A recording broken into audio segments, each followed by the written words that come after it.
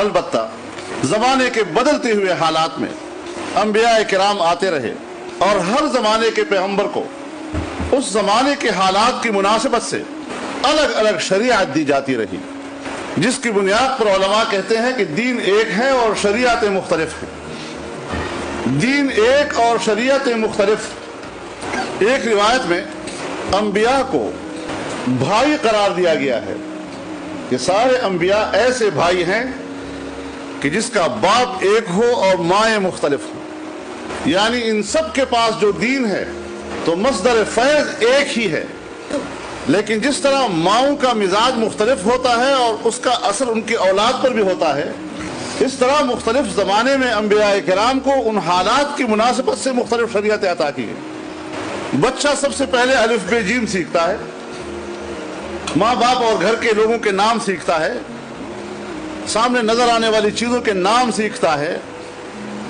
حضرت آدم علیہ السلام کو جب انسانیت بالکل بچپنے میں تھی تو وہاں صرف نام سکھائے گئے، وَعَلَّمَ آدَمَ الْأَسْمَاءَ كُلَّهَا۔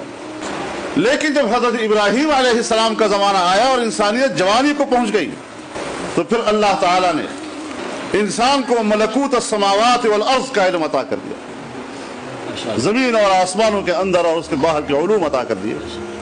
اب کوئی یہ کہے کہ آدم علیہ السلام کو جو باتیں کی گئی تھی وہ تو مختلف تھی، اور حضرت ابراہیم علیہ السلام کے زمانے میں جو باتیں اور پیغام آئے وہ اس سے مختلف تھے، تو کہیں دین جدا ہو گیا، کہیں ان کا پیغام جدا ہو گیا؟ نہیں۔ حضرت موسیٰ علیہ السلام جس قوم کے پاس بھیجے گئے وہ شدت پسند تھی، جلالی مزاج تھی، پیغمبر بھی اسی طرح بھیج دیا گیا، احکامات بھی سخت بھیج دیے گئے۔ لڑو گے مرو گے تو انتقام بھی لیا جائے گا، قصاص بھی لیا جائے گا، سر پھوڑو گے تو سر پھوڑا جائے گا، آنکھ پھوڑو گے تو آنکھ پھوڑی جائے گی، ناک پھوڑو گے تو ناک پھوڑی جائے گی،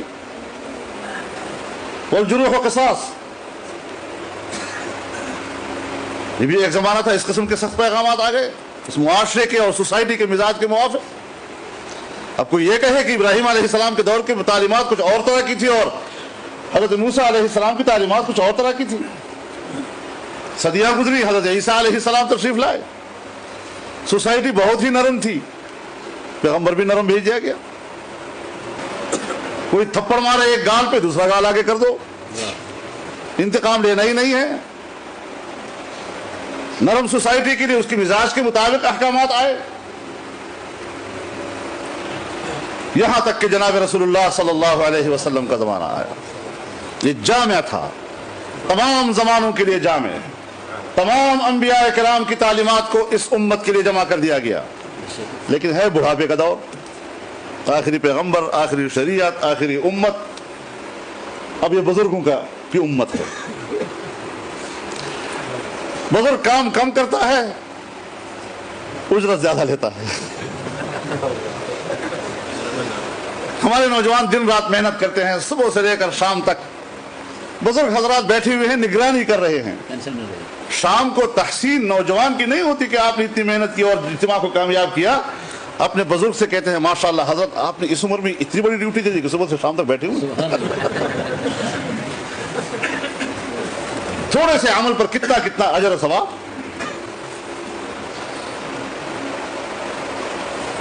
ایک عمل کیا اور اس کے بدلے میں کروڑ درجے کا ثواب، کم از کم 10 گنا تو ہے ہی، اور زیادتی میں تو کوئی انتہا ہی نہیں ہے، کتنا کتنا اللہ تعالیٰ اس کا بدل دے، دار و مدار نیتوں پہ۔ تو اللہ تعالیٰ نے انسان کی رہنمائی کی ہے۔ شرع لكم من الدين ما وصى به نوحا والذي أوحينا إليك وما وصينا به إبراهيم وموسى وعيسى أن أقيموا الدين ولا تتفرقوا۔ سبحان اللہ، ماشاء اللہ۔ ہم نے جو تعلیم حضرت نوح علیہ السلام کو دی، یہ وہی تعلیم ہے جو آپ کو دی جا رہی ہے، اور آپ سے پہلے یہ وہی تعلیم ہے جو حضرت ابراہیم کو دی گئی، حضرت موسیٰ علیہ السلام کو دی گئی، حضرت عیسیٰ علیہ السلام کو دی گئی۔ اسی لیے ہم کہتے ہیں کہ मुसलमान को जरा समझो, उम्मत मुस्लिमा को जरा समझो। मुसलमान उम्मत किसी पैगंबर का इनकार नहीं करती, मुसलमान उम्मत किसी पैगंबर के किताब का इनकार नहीं करती, मुसलमान उम्मत किसी पैगंबर की शरीयत का इनकार नहीं करती।